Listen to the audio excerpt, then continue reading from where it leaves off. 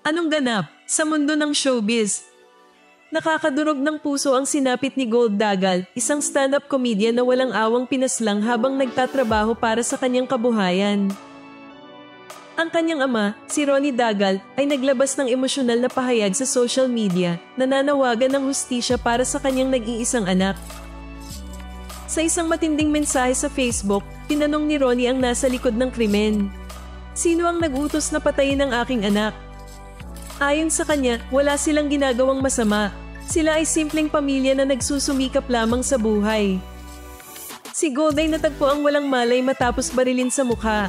Ayon sa kanyang ina, si Jocelyn Cruz, ilang beses pang sinubukang sagipin ng mga doktor ang kanyang anak, ngunit hindi na ito naisalba matapos ang mahigit 10 cardiac arrests. Naniniwala si Jocelyn na ang pagpatay sa kanyang anak ay may kaugnayan sa mga biro ni Gold sa kanyang stand-up comedy performances, lalo na sa Iglesia ni Cristo o INC, na tila na-offend sa kanyang dark humor. Ayon sa kanya, si Gold ay paulit-ulit ng tinatakot bago tuluyang pinaslang. Ang anak ko ay biktima ng mga taong pikon na hindi kayang ipagtanggol ang sarili at pananalig nila. Mga duwag sila. Pinatay nila ang anak ko na pinalaki kong mabuti, matalino, at mapagmahal. Ayon kay Jocelyn. Ngayon, marami ang nagtatanong, may kinalaman ba ang Iglesia ni Cristo sa kanyang pagkamatay?